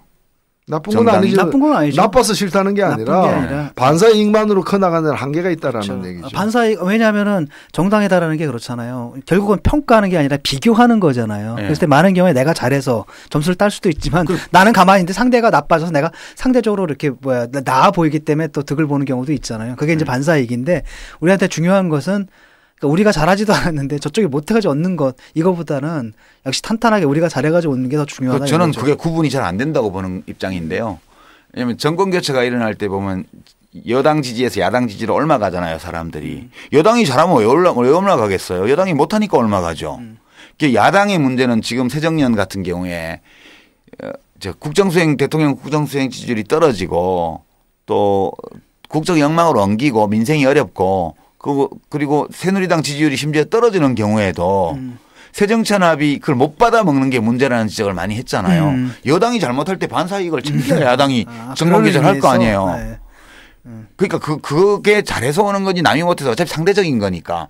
새정치연합 지지율이 떨어지면 정의당이 이걸 받아 먹어야 좋은 거 아니에요. 근데 그 말은 무슨 얘기냐면 뭐를 못 받아 먹냐고. 그러니까 그 말은 무슨 말이냐면 반사 이익을 받아 먹는데도 실력이 필요하다는 거야. 그렇지. 내가 그 얘기를 하는 거예요. 그러니까 우리가 일부러 우리가 새누리당을 막 비판하고 이런 건 잘못하니까 비판하는 거고 때로 새정치연합도 비판을 하지만 새정치연합을 끌어내려야 정의당이 잘 될 거라고 생각하면서 뭘 하지는 않잖아요, 우리가.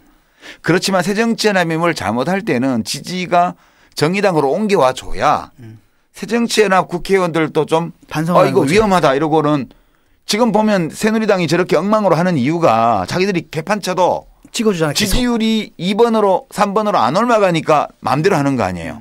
마찬가지로 새정치연합도 2번이 지지율이 빠져먹이 3번으로 옮겨가줘서 우리가 반사이익을 받아먹을 수 있어야 저 사람들 정신 차리고 하는데 좀 우리 반사이익 받는 거를 왜 나는 그 가치를 안 두는지 모르겠어요. 반사이익을 잘 받을 수 있다는 거는 실력이 있다는 뜻 아니에요? 그렇죠. 새정치연합의 의원들이 그렇게 그 국민의 질타를 받으면서도 그 정신 안 차리는 분들이 꽤 있는 이유는 이 지지율이 낮아졌는 데서 그런 게 아니고 이렇게 지지율이 낮아도 여론조사 지지율이 낮아도 선거 때는 찍어준다고 보는 거예요. 왜냐하면 딴 데 안 가니까. 그러니까. 그래서 선거 때 안 찍어주는 게 중요한 거예요. 맞아. 그러니까 평소 지지율만큼 선거 때 찍어준다면은 아마 이분들 정말 이 지지율을 심각하게 볼 거예요. 근데 지금 지지율이 이렇게 낮아도 선거 때는 대충 따로 찍을 사람이 없으니까 나를 찍을 것이다. 우리를 찍을 것이다. 이렇게들 그러니까 자만하고 그러니까 3번이 따로 찍을 만한 당이 돼줘야 반사 이익을 챙겨야 반사 이익을 안 뺏기려고 노력을 할 거 아니에요. 그러니까 우리 정의당 책임이 큰 거라 나는 생각하기에. 그렇죠. 그렇죠. 아니 정의당이 너무 반성을 많이 하는 것 같아. 정의당이 사실은 정의당이 20석만 가지고 있어도 양쪽 다 정신 차릴 거예요. 정의당이 분명히 매기의 역할을 한다니까. 원내 교섭 단체만 돼도 이거는 왜냐하면 파급력이 있는 거거든요. 왜냐하면 이게 언제든지 제2야당이 제1야당으로 갈 수 있는 가능성이 있으면은 쟤들 저렇게 함부로 못 하거든. 그러니까 우리 대통령은 뭐 간절히 원하면 온 우주가 나와서 도와준다 이런 낙관적인 세계관을 갖고 있는 반면 우리는 온 우주가 잘못되면 우리 책임이다 이렇게 지금 우리가 얘기하고 있는 것 같아요. 왜냐하면 우리가 실력이 없어서 반사이익을 잘 못 받아 먹으니 2번이 엉망으로 하는 거고 2번이 엉망으로 하니까 1번은 안심하고 개판을 칠 수 있는 거 아니에요. 그렇죠. 1번이 개판 치는 것도 우리 책임이야. 이렇게 생각하면 과도한 책임의식인가? 조금 과도해요. 반만 가죠. 거기서 딱 반만 가죠.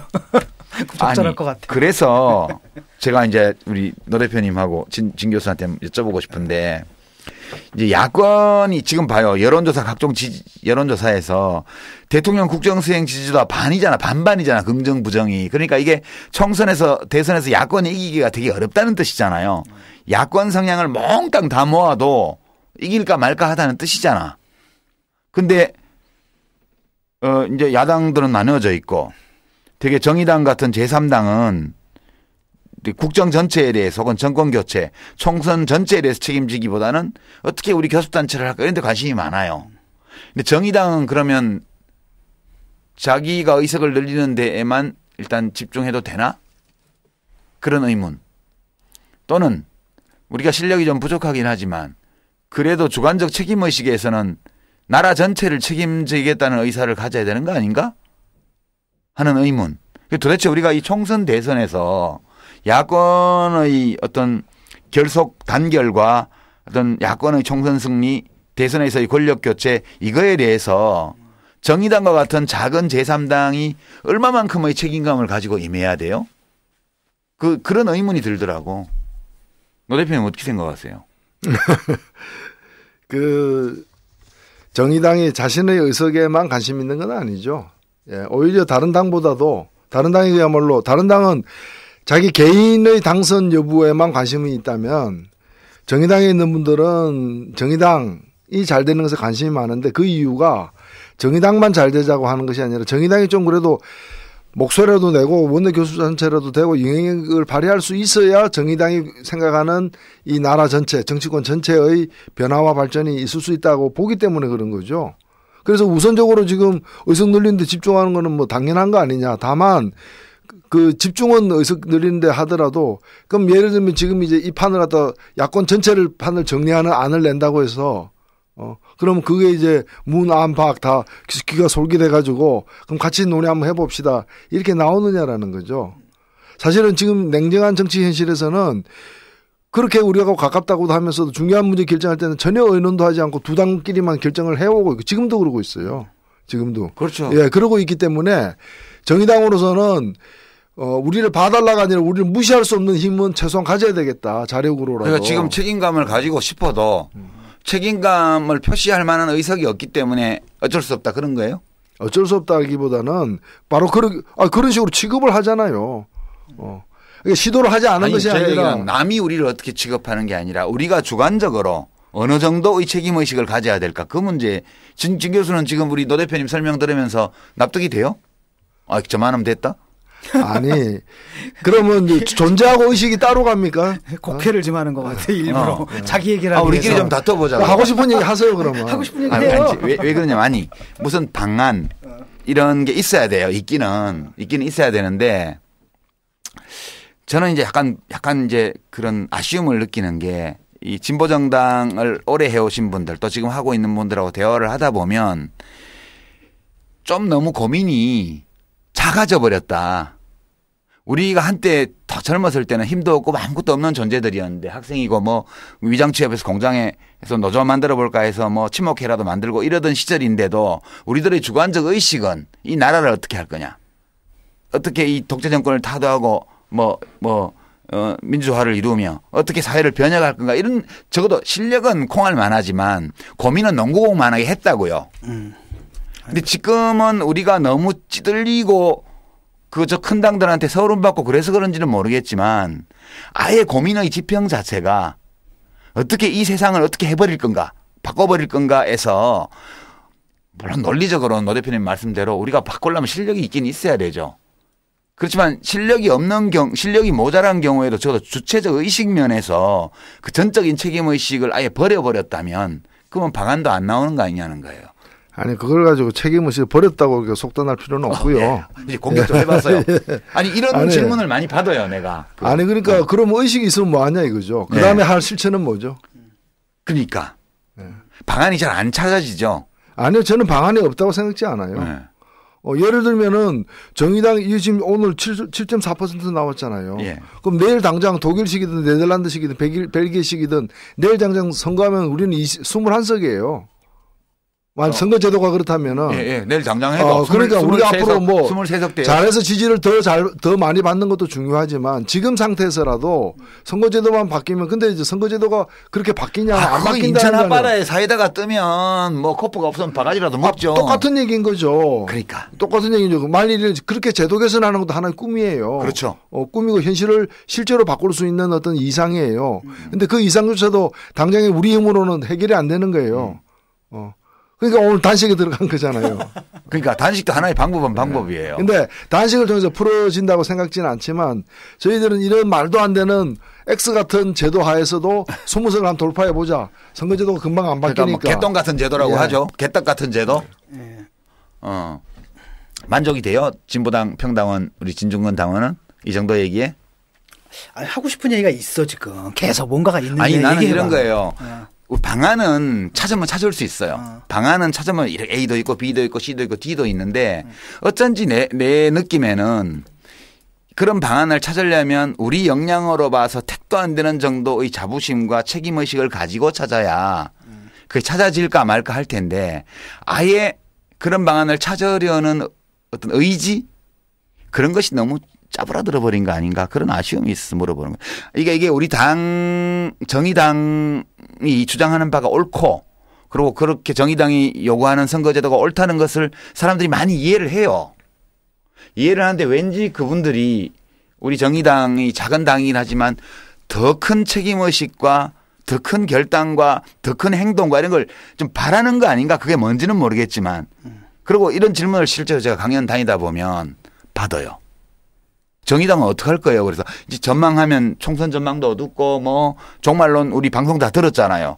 그래서 이걸 막기 위해서 정의당은 뭐 할 거예요? 라고 말할 때 참 답이 남을 흉보거나 제도를 원망하거나 뭐 제1야당을 흉보거나 이걸로는 답이 안 되잖아요. 그런 아쉬움? 그런 게 있다는 거죠. 저한테는. 그래서 뭔가 답을 해줄 수 있어야 되는데 그 질문에 대해서. 그래서 정의당은 어떻게 할 거예요? 키워주세요. 우리는 키워주세요라고 말은 하죠. 강연 다니면 그러니까 좀 힘 좀 주셔야 뭘 할 거 아니에요 라고 말은 하지만. 근데 전체적으로 지금 이제 중요한 게 내가 볼 때는 사실은 이제 대여 투쟁이 안 되는 거잖아요. 예. 대여 투쟁을 뭐 저쪽 좀 싸움 하려고 하면 저쪽에서 집안 싸움 하고 있거든요. 이런 부분에서 우리가 좀 제대로 싸워주고 그다음에 의정 활동도 잘하고 있는 것 같아요. 예를 들어가지고 얼마 전에도 신문 기사 보니까 일당백 정의당 의원 그 제목을 이렇게 뽑았더라고요. 꽤 보수적인 신문인데도. 그래서 그런 거 보면은 이제 그런 식으로 해야 되는 거고 또 다른 한편으로는 지금 내분이 있잖아요. 이렇게 저쪽에서 그쪽에서도 우리가 어느 정도 이렇게 시민들이 혼란스러워하거든. 예. 이럴 때 우리가 어느 정도의 판단의 근거를 갖다 제시한다든지 왜냐하면 그쪽도 내부자들끼리는 그 이해관계가 얽혀가지고 진흙탕 싸움이 되거든요. 뭐 잘 안 되는 이유는 엄청 많아요. 이제 100가지의 이유가 있어요. 근데 그거 사람들이 다 이해를 하는데 그래도 단도직입적으로 묻는 사람들이 있어요. 그래서 정의당은 어떻게 할 건데요? 그러니까 그 답을 우리가 갖고 있어야. 아니 정의당은 어떻게 할 건가가 아니라 정의당이 한 석이라도 많아지면 발언권이 커지고 그만큼 한국 정치가 확 달라질 수 있는데 예를 들어 가지고 특히나 한 20석 정도만 돼도 정치가 완전히 달라질 수 있는데 그 20석을 왜 못 만들어줘요? 100% 동의해요. 100% 동의하는데 이제 사람들이 이런 거예요. 그대가 나에게 이것을 해주면 우리가 이만큼 힘을 낼 수 있다는 어법이잖아요. 이게 우리가 지금 힘이 요만큼 약해서 굉장히 선한 의지와 높은 그런 기세를 갖고 있으나 현실에서 이렇게 부딪혀서 이러니 우리한테 힘을 좀만 실어주면 우리가 그걸 확실히 보여드리겠다 이건데 사람들은 뭐라고 얘기를 하냐면 야 그렇게 하기 전에 네가 우리한테 뭘 보여줘봐 이렇게 요구를 한단 말이에요. 이게 현실이에요. 그러니까 그건 알겠는데 힘이 많으면 뭘 할 수 있다는 걸 알겠는데 사람들이 너한테 힘을 실어주게 하기 위해서 네가 뭘 좀 해봐. 뭘 좀 보여줘봐. 진짜 내가 믿을 수 있는 존재인지. 이 요구에 우리가 직면해 있다고 보는 거예요. 이제 7%를 15%로 올리려면 또 그 이상으로 올리려면 여기에 대해서 뭔가 답을 우리가 가지고 있어야 된다. 우리가 여기서 뭐 답을 내려는 건 아니지만 그런 문제의식을 얘기를 하는 거예요. 전 참 입장이 곤란하더라고요. 그 질문을 받을 때마다. 이 답 지금 노 대표님이 해 주신 답이 옳은 대답인데 이 답만으로는 충족할 수 없는 요구를 하는 유권자들한테. 아니요. 저는 뭐 그런 분도 계시겠지만은 지금 제대로 하면 내년에 선거에서 15% 얼마든지 받을 수 있다고 봐요. 저도 이 정도로 나가면은 10%는 넘는다고 보거든요. 일반적으로.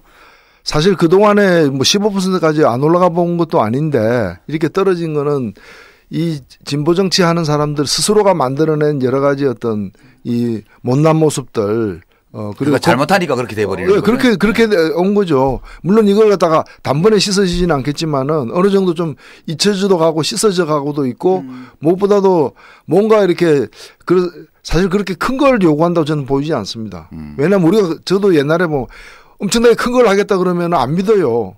10석 가지고 무슨 큰 걸 해? 그러나 저런 걸 당장에 실현 안 되더라도 저런 걸 떠드는 사람이 필요해.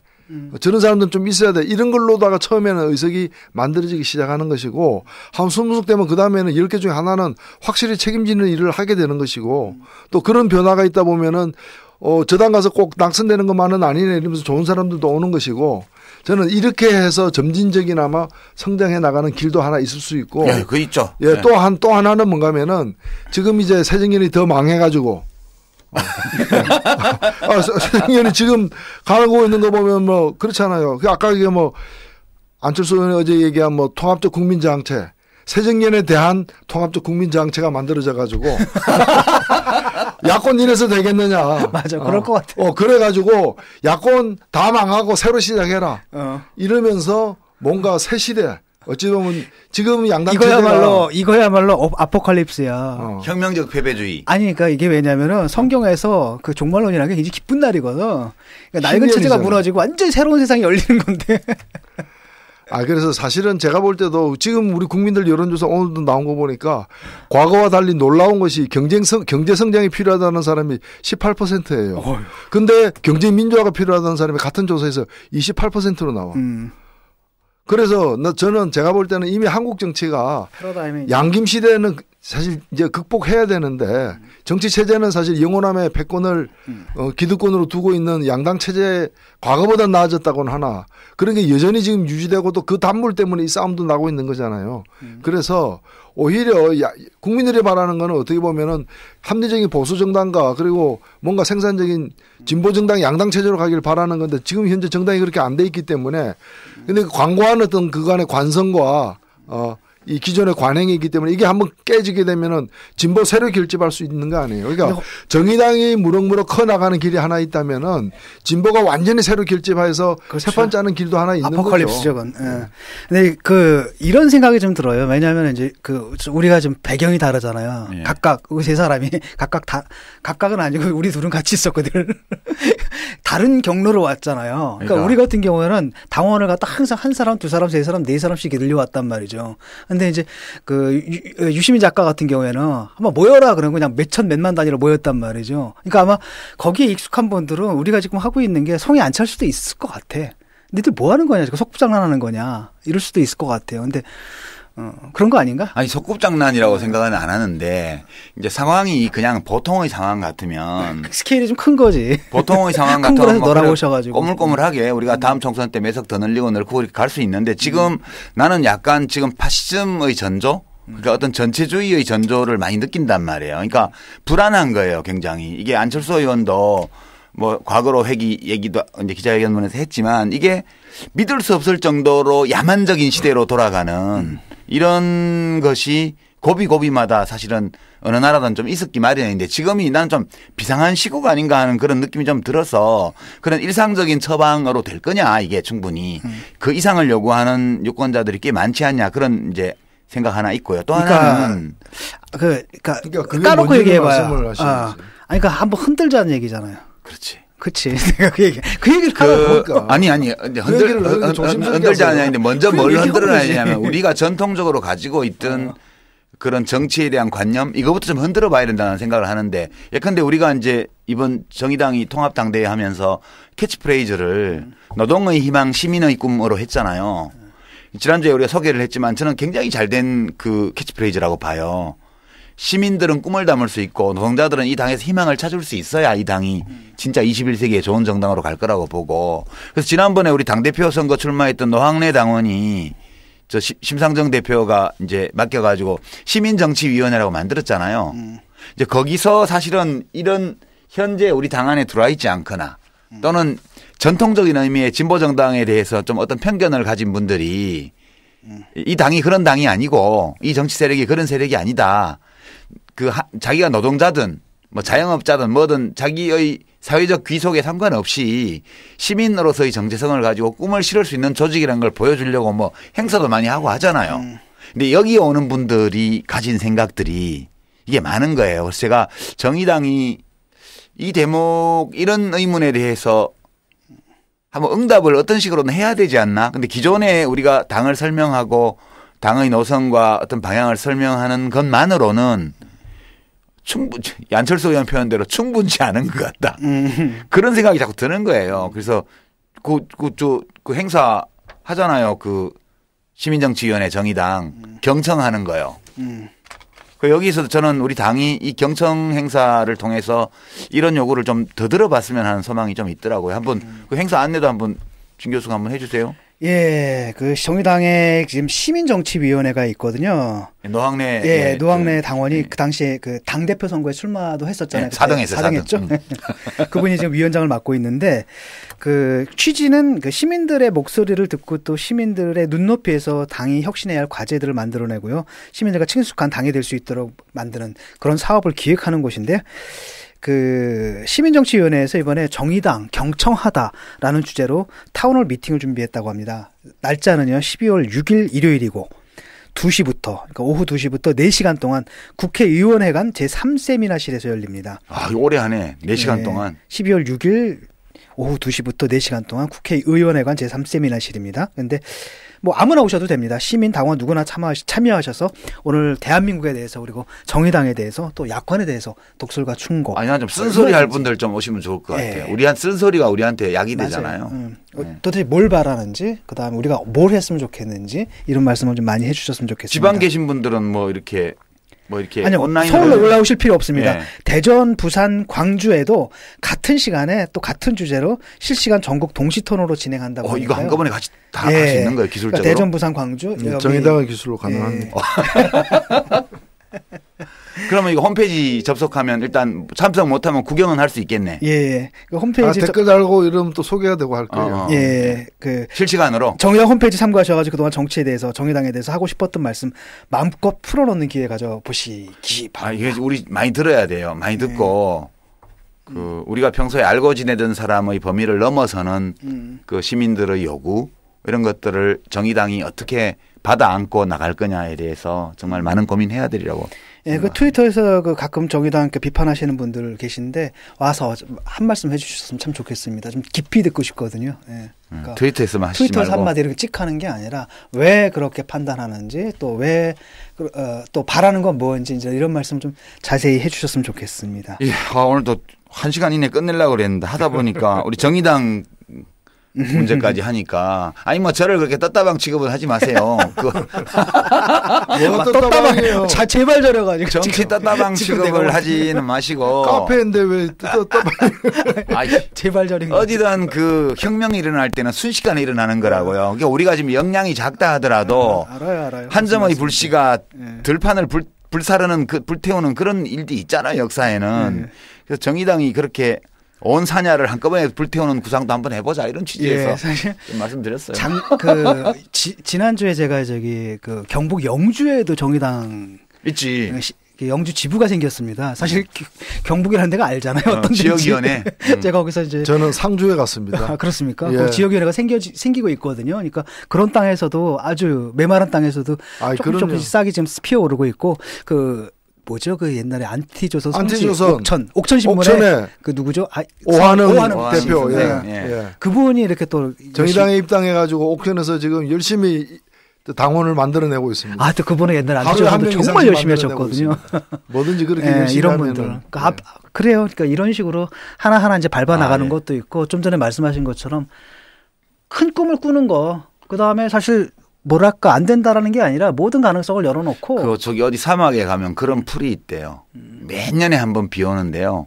비 오는 날 하루에 떡잎 올라와서 자라고 꽃 피우고 열매 맺고 다시 열매가 떨어져서 땅속에 묻히기까지를 하루에 끝내는 꽃이 있대요. 그러니까 우리가 이런 꽃들도 이제 환경에 적응을 해서 이렇게 하잖아요. 그럴 때 대중의 요구가 특정한 방향으로 모일 때는 우리가 아무리 척박한 환경에서 어렵게 사는 당이라 하더라도 나는 그런 꿈을 꿔야 된다고 봐요. 언제까지 꼬무락꼬무락 한 걸음씩만 갈 거예요. 뛸 때는 그냥 600만 불 사나이처럼 뛸 때도 있어야지. 꿈이 아니고 결단으로. 하여튼 임박한 혁명적 정세에서 임박한 혁명적 정세가 오고 혁명적 정세가 임박하고 있다. 저는 그렇게 좀 느끼기도 하고 그래서 오늘 타임라인은 결단의 순간이 다가오고 있다. 준비들 하시라. 뭐 꼭 그런 건 아니고 뭔지 모르겠지만 하여튼 안철수 의원의 일요일 기자회견을 그 소재로 삼아서 그 제1야당에서 벌어지고 있는 붕괴의 조짐을 좀 이렇게 그 살펴봤고요. 이렇게 야권 제1야당이라는 큰 집이 붕괴해가는 이런 혼돈의 시대에 이제 우리 정의당은 얼마만큼의 책임감을 가지고 이 상황을 살펴보고 또 어떻게 우리들의 전력을 다해서 이 역사의 후퇴를 막고 다시 나라를 앞으로 이렇게 전진시키기 위해서 뭘 할 거냐 방안을 찾을 거냐 이런 마음의 자세에 대해서 한번 짚어보고 싶어서 좀 뜻다방 같은 얘기를 했습니다. 아니요. 아주 중요한 말씀하셨고 그 필요할 때 그 순간에 오고 있으면 긴급 편성해가지고 한전물 씨가 광야를 태우는 얘기를 좀 하죠. 2015년 11월 30일 월요일 오후에 녹음한 유시민의 타임라인 여기서 마치겠습니다. 수고하셨습니다. 수고하셨습니다. 감사합니다. 건축주의 철학과 개성을 닮은 집을 추구하는 목조주택 전문기업 꿈꾸는 목수가 정치 카페를 후원합니다.